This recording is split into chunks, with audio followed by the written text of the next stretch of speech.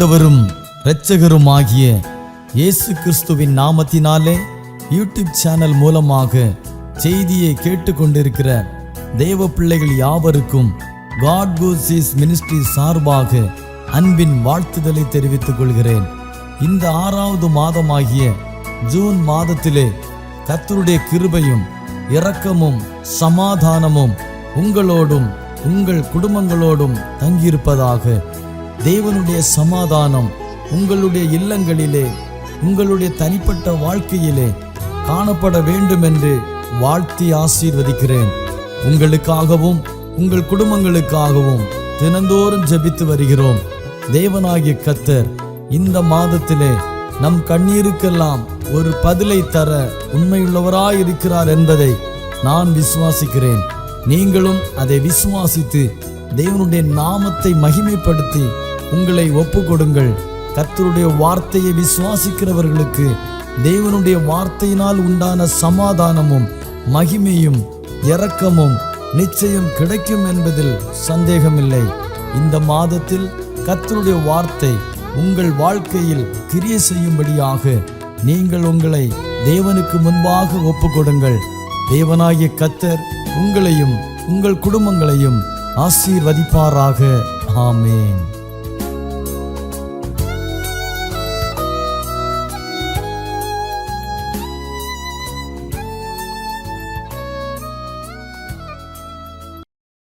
ஆண்டவரும் இரட்சகருமாகிய இயேசு கிறிஸ்துவின் நாமத்தினாலே இதோ சீக்கிரமாய் வருகிறேன் என்று உரைத்த ஆண்டவருடைய நாமம் மகிமைப்படுவதாக. இன்றைய மன்னா நிகழ்ச்சி மூலமாக உங்களை சந்திப்பதில் மிகுந்த மகிழ்ச்சி அடைகிறேன். வேத பகுதிக்கு நேராக கடந்து செல்வோம். அதுக்கு முன்னாடி ஒரு பாடலை பாடி அந்த நாமத்தை மகிமைப்படுத்துவோம். எத்தனையோ நன்மைகளை தருபவர் இயேசு, அளவில்லா கிருபைகளை தருபவர் இயேசு. எத்தனையோ நன்மைகளை தருபவர் இயேசு, அளவில்லா கிருபைகளை தருபவர் இயேசு. எத்தனை பாடுகள், எத்தனை துன்பங்கள், எத்தனை பாடுகள், எத்தனை துன்பங்கள், பொய்யாக சொல்வாரானால் சோத்திரம், உமக்கே சோத்திரம். எத்தனையோ நன்மைகளை தருபவர் இயேசு, அளவில்லா கிருபைகளை தருபவர் இயேசு. எத்தனையோ நன்மைகளை தருகிறீங்களா ஆண்டவரே? இந்த அருமையான வேலைக்காக நமக்கு நன்றி செலுத்துகிறோம், உம்மை மகிமைப்படுத்துகிறோம். இந்த நாட்களில் தேவனுடைய வார்த்தைகளை கேட்க ஆயத்தமாயிருக்கின்ற அன்பு பிள்ளைகளுக்காக நான் செபிக்கிறேன். இந்த வசனத்தை தியானிக்கும் பொழுது ஆண்டவர் ஒவ்வொருவருடைய கூட இரும்.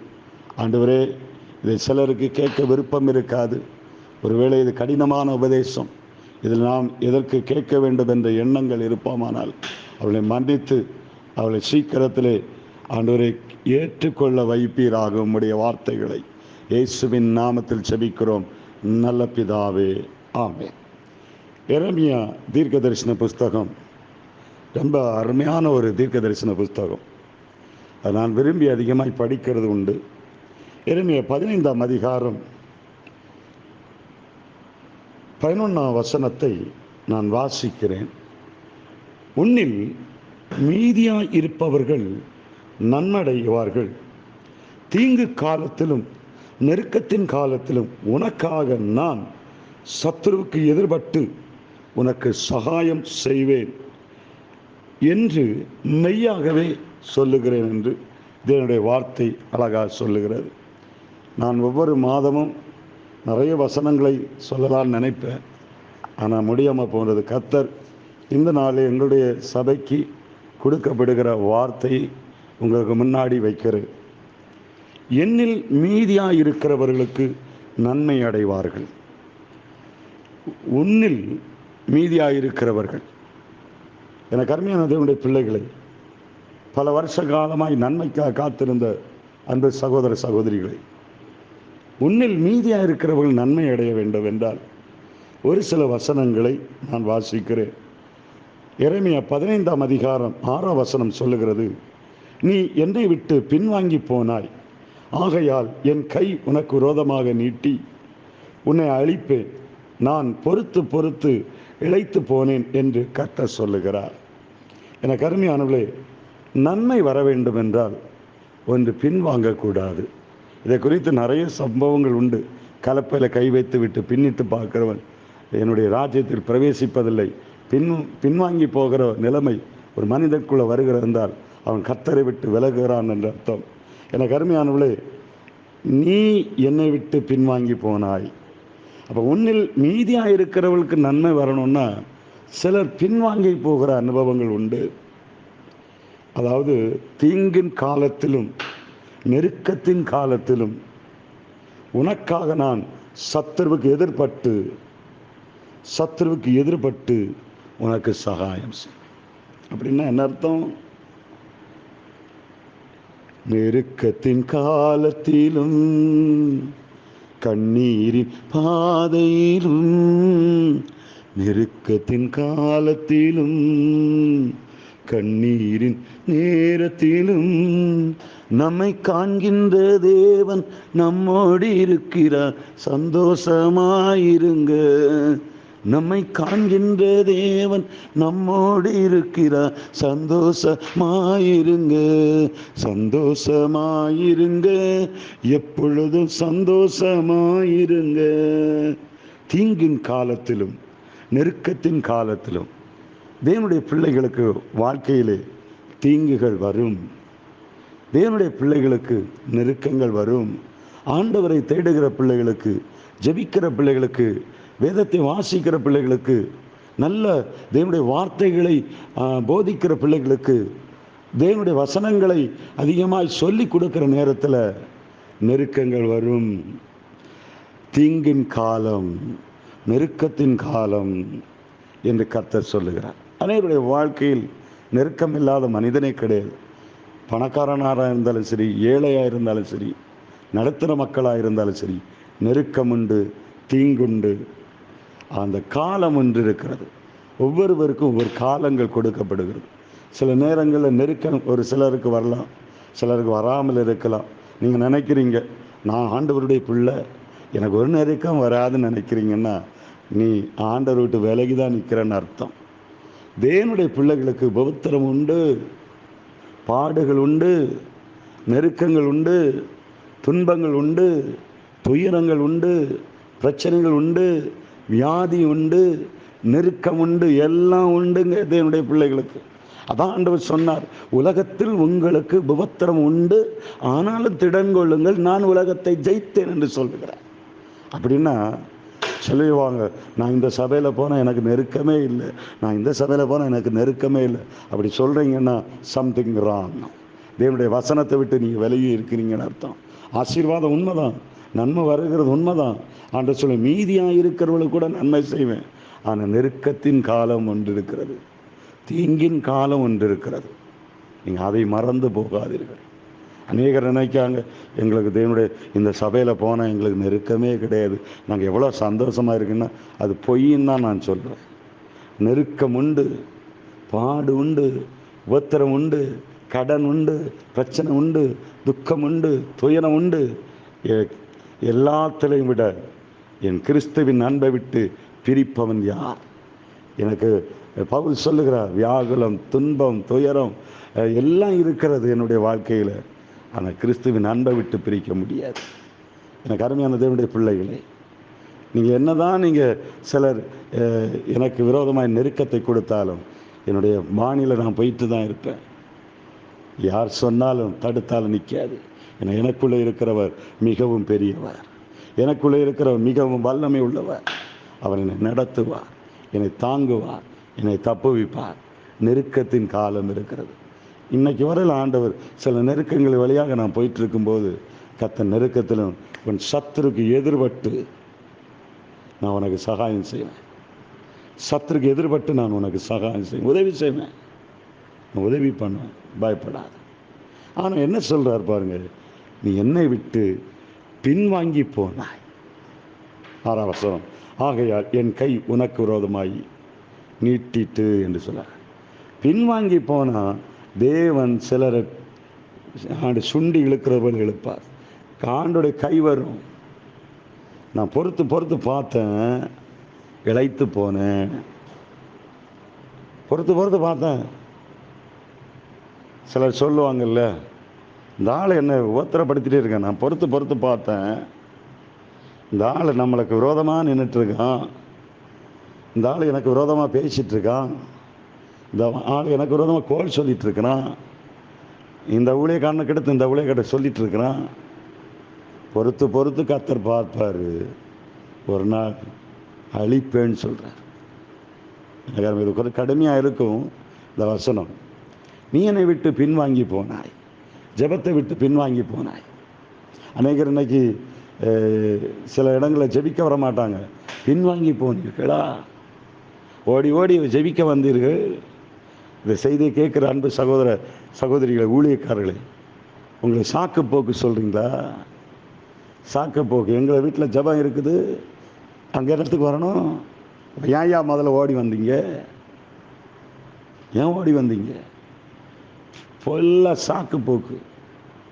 என்னை விட்டு பின்வாங்கி போனாய், ஆக என் கை உனக்கு விரோதமாய் நீட்டி உன்னை அழிப்பேன்னு சொல்கிறார். உன்னை அழிப்பேன். வசனம் சொல்லுது, நான் சொல்லல. எரேமியா 15ஆம் அதிகாரத்தை வீட்டில் இருந்து படிங்க. அழிப்பேன்னு சொல்கிறார். அது மட்டும் இல்லை, நான் பொறுத்து பொறுத்து பார்ப்பேன், இளைத்து போனேன், அதனால தான் அழிக்கிறேன், அதனால தான் நான் அழிக்கிறேன். தயவுசெய்து மனம் திரும்பு, தயவுசெய்து மனம் திரும்பு. சாக்கு போக்கு, அநேகர் சாக்கு போக்கு. எனக்கு அங்கெல்லாம் வர முடியாது, எனக்கெல்லாம் அங்கே முடியாது. கொஞ்சம் விளக்கம் கொடுத்துட்டா எனக்கெல்லாம் அங்கே வர முடியாது. ஓடி ஓடி வந்த ஊழியக்காரர்கள் எங்கே போனீங்க? பின்வாங்கி போனீங்க. ஜெபிக்க வரல, இதை கேட்கவே மாட்டீங்களே, இந்த வசனத்தை எனக்கு தேவையில்லைன்னு சொல்லுவீங்க. பொறுத்து பொறுத்து பார்த்தேன், இளைத்து போனேன் என்று கர்த்தர் சொல்லுகிறார். இன்னும் சொல்லுகிறார் பாருங்க, கர்த்தர் என்னை நோக்கி மோசையும் சாமுவேலும் என் முகத்துக்கு முன்பாக நின்றாலும். சில விசுவாசிகள் சொல்லுவாங்க, எங்களுக்கு இந்த போதகர் நல்ல போதகர் அப்படி சொல்கிறாங்களே. உங்களுக்கு ஊழியக்காரங்களுக்கு சொல்கிறார், ஆப்படிக்கிறான்னு அர்த்தம். என்ன சொல்கிறார் பாருங்க, 15ஆம் அதிகாரம் 1ஆம் வசனம். கர்த்தர் என்னை நோக்கி மோசையும் சாமுவேலும் எனக்கு முகத்துக்கு முன்பாக நின்றாலும். கர்த்தருடைய மோசையும், சில விசுவாசி சொல்லுவாங்க, எங்களுக்கு இந்த ஊழியக்காரங்க போதும், காலுக்கு ஒரு ஊழியக்காரன், கைக்கு ஊழியக்காரன், நிறைய பேர் எழும்பிட்டாங்க. நின்றாலும் என் மனம் இந்த ஜனங்கள் பட்சம் சாராது. நீங்கள் நினச்சிட்டு இருக்கீங்க, இந்த ஊழியக்காரன் எனக்காக ஜெபிக்கிறான், திறப்பில் நின்று ஜெபிக்கிறான், நைட்டெல்லாம் ஜெபிக்கிறான், பகல்லெல்லாம் ஜெபிக்கிறான், 24 மணிக்கூறும் எனக்காக ஜெபிக்கிறான் நினச்சிட்டு இருக்கீங்களா? ஒருவேளை இந்த வசனத்தை தியானிக்கும் போது கொஞ்சம் கடுமையாக தான் இருக்கும். எனக்கு சாமுவேல் இருக்கிறாரு, எனக்கு அந்த ஊழியக்காரர் இருக்காரு, எனக்கு இந்த ஊழியக்காரர் இருக்காரு, பெரிய வல்லமையான ஊழியக்காரரு, எங்கள் சபை ஊழியக்காரர் இருக்காரு, எங்கள் சபை ஊழியக்காரர் எனக்காக நின்று ஜெபிப்பார், எப்போ பார்த்தாலும் ஓடி ஓடி வந்து ஜெபிப்பார். உங்கள் ஜெபம் எங்கே போச்சு? நீங்கள் ஜெபிக்கிறது கிடையாது, ஊழியக்காரனுக்காக ஜெபிக்கிறீங்களா? ஊழியக்காரன் உனக்காக ஜெபிக்கிறான்னு நினைக்கிறீங்களா? இந்த வசனத்தோடு நான் பேசுகிறேன், யாரும் குற்றப்படுத்தி பேசலை. எனக்கு சாமுவேல் இருக்கிறாங்க, எனக்கு என் முகத்துக்கு முன்பாக மோசை எனக்காக வழக்காடுறாரு. என் மனம் இந்த ஜனத்தின் மேல் பச்சமாய் சாராதான். என் மனம், ஏசப்பா சொல்கிறாரு, என் மனம் இந்த ஜனத்தின் மேலே பச்சமாய் சாராது. இவர்களின் முகத்தை விட்டு புறப்படும்படி இவளை துரத்தி விடுவேன். துரத்தி விடு. எங்கே புறப்பட்டு போவோம் என்று இவர்கள் உன்னை கேட்டால், நீ அவர்களை நோக்கி, சாவுக்கு ஏதுவானவர் சாவுக்கும், பட்டயத்துக்கு ஏதுவான பட்டயத்துக்கும், பஞ்சத்துக்கு ஏதுவான பஞ்சத்துக்கும், சிறையிருப்புக்கு ஏதுவானவர் சிறையிருப்புக்கு நேராக போக வேண்டும் என்று கர்த்தர் உரைக்கிறார் என்று சொல். கொன்று போட்டாலும் பட்டயம், பிடித்து இழுக்க நாய்களும், பட்சித்து அழிக்கும் ஆகாயத்து பறவைகளும், பூமியின் மிருகங்கள் ஆகிய 4 விதமான வாதைகள் நான் அவர்களை மேல் வர கட்டளையிடுவேன் என்று கர்த்தர் சொல்லுகிறார். போதுங்க, இவ்வளோ கடுமையான வார்த்தைகள் தான். அன்பான தேவனுடைய பிள்ளைகளை, கொஞ்சம் மீதி இருக்கிறீங்களா? ஒரு நன்மை வரப்போகிறது. பட்ட உபத்திரவங்கள், நெருக்கத்தின் காலத்தில் உபத்திரவங்கள், பாடுகளுக்கு கர்த்தர் சகாயம் செய்வேன். சங்கீதம் ஏசாயா 41 பயப்படாதே, நான் உன் கூட இருக்கிறேன், நான் உனக்கு சகாயம் பண்ணுவேன், உன் வலது கரை பிடித்து தாங்குவேன் என்றெல்லாம் கர்த்தர் வாக்கு கொடுத்திருக்கிறார். பயந்து விடாதீர்கள். நீங்கள் இந்த வசனத்தை எரேமியா 15 வீட்டில் திருப்பி வாசித்து பாருங்கள். பின்வாங்கி போகிற அலுமவும், ரெண்டாவது எனக்கு இந்த ஊழியக்காரன் எனக்கு பரிச்சயம், இந்த ஊழியக்காரன் எனக்காக ஜெபம் பண்ணுறாரு, நீங்கள் ஜெபம் பண்ணாமல் அநேகர் ஊழியக்காரனுடைய தலையை கை வைக்க போகிறீங்களே, இந்த ஊழியக்காரன் தலையில் கை வைச்சா போதும், இந்த ஊழியக்காரனை லெட்டர் போட்டால் போதும், இந்த ஊழியக்காரன் ஃபோன் பண்ணால் போதும் அப்படி நினைக்கிறீங்களா? மனம் திரும்புங்க. அவர் உங்ககிட்டவே வரமாட்டாராம். அப்படின்னா என்ன அர்த்தம்? பைபிளில் சொல்லிடு, பின்வாங்குற அனுபவம் மறந்து போகாதுங்க. கர்த்தர் உங்களை ஆசீர்வதிப்பாராக. ஆமென். ஜெபிப்போமா. என் அன்பு தகப்பனே, உன்னில் மீதியாக இருக்கிறவர்களுக்கு நன்மை செய்வேன் என்று சொல்லியிருக்கிறீங்களே. நெருக்கத்தின் காலத்திலும் தீங்கின் காலத்திலும் உனக்காக நான் சத்துருவுக்கு எதிர்பட்டு உனக்காக சகாயம் பண்ணுவேன் என்று மெய்யாவுமையா அவங்களுக்கு சொல்லுகிறேன்னு சொன்னீங்களேப்பா. எங்களுக்கு விரோதமாக சத்துருக்கள் பல எழும்பிட்டாங்க. ஆண்டவரே, அந்த சத்துருக்களை எல்லாம் முறியடிக்க எனக்காக உதவி செய்யுங்கப்பா. சகாயம் பண்ணுங்க. தலை நிமிர செய்பவர் நீரே, கேடகம் நீரே, மகிமையும் நீரே, தலை நிமிர செய்பவர் நீரே, தலை நிமிர செய்பவர் நீரே, தலை நிமிர செய்பவர் நீரே. எதிரிகள் எவ்வளவு பெருகிவிட்டன, எதிர்த்தழுவோ எத்தனையோ மிகுந்து விட்டன. ஆனால் சோர்ந்து போவதில்லை, தளர்ந்து விடுவதில்லை, சோர்ந்து போவதில்லை, தளர்ந்து விடுவதில்லை. தகப்பனே தாங்குகிறீ, என்னை தள்ளாட விடமாட்டி. கேடகம் நீரே, மகிமையும் நீரே. ஆண்டவர் கேடகமாக மகிமையாயிருப்பார். மீதியாயிருக்கிறவர்கள், உங்கள் சபையில் மீதியாயிருக்கிறவர்கள் கண்டு நீங்கள் ஆண்டவர் உங்கள் வாழ்க்கையில் நன்மை செய்ய போகிறார். கலங்க வேண்டாம். பின்வாங்கி போய்த்தாங்கள விசுவாசிகள், பின்வாங்கி போய்த்தாங்கள ஊழியக்காரர்கள், பின்வாங்கி போய்த்தாங்கள ஜெபத்துக்கு வரலையா ஊழியக்காரர்கள், சோர்ந்து போகாதபடி கர்த்தர் நான் உனக்கு கொடுத்திருக்க வாக்கு தத்துவம் மீதியாயிருக்கு. இந்த மாசத்தில் உனக்கு கர்த்தர் வாக்கு கொடுத்திருக்கிறார். உன்னில் மீதியாயிருக்கிறவர்கள் நன்மை அடைவார்கள். தீங்கின் காலத்தில், நெருக்கத்தின் காலத்தில் உனக்கு சத்துருக்கு எதிர்பட்டு உனக்கு சகாயம் செய்வேன் என்று கர்த்தர் மெய்யாக உங்களை சொல்லுகிறார். பின்வாங்கி போகாதுங்க. அழிச்சு போடுவேன்னு சொல்றார். பின்வாங்கி போகாதுங்க. ஜபத்தை விட்டு பின்வாங்கி போகாதுங்க. வேத வாசிப்பை விட்டு பின்வாங்கி போகாதுங்க. கர்த்தரை தேடுவதை விட்டு பின்வாங்கி போகாதுங்க. இயேசு கிறிஸ்துவின் நாமத்தினாலே ஒவ்வொரு பிள்ளைகளும் கர்த்தர் சமூகத்தில் தாழ்த்தி ஒப்பு கொடுக்கிற ஜெபங்களை நல்ல பிதாவே. ஆமென், ஆமென், ஆமென்.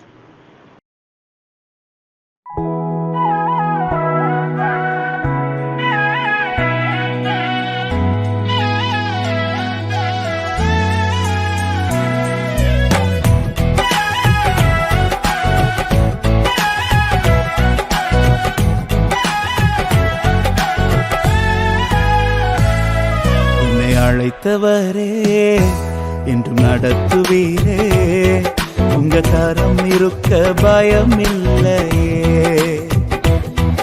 என்னை அழைத்தவரே என்றும் நடத்துவீரே, உங்க கரம் இருக்க பயம் இல்லையே. எந்த பாதையையும் தாண்டிடுவே, எந்த சூழ்நிலையும் மேற்கொள்ளுவே. எந்த பாதையையும் தாண்டிடுவே, எந்த சூழ்நிலையும் மேற்கொள்ளுவே. உங்க கரம் இருக்க பயம் இல்லையே, உங்க கரம் இருக்க பயம் இல்லையே.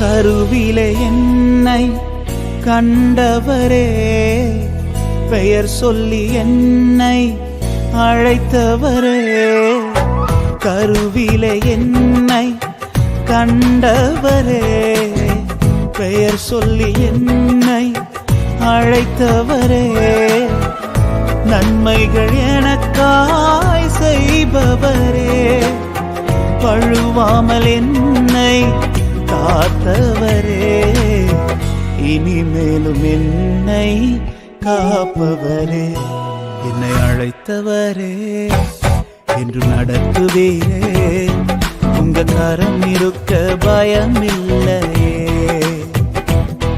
என்னை அழைத்தவரே, என்று நடத்துவீரே, உங்க கரம் இருக்க பயமில்லையே.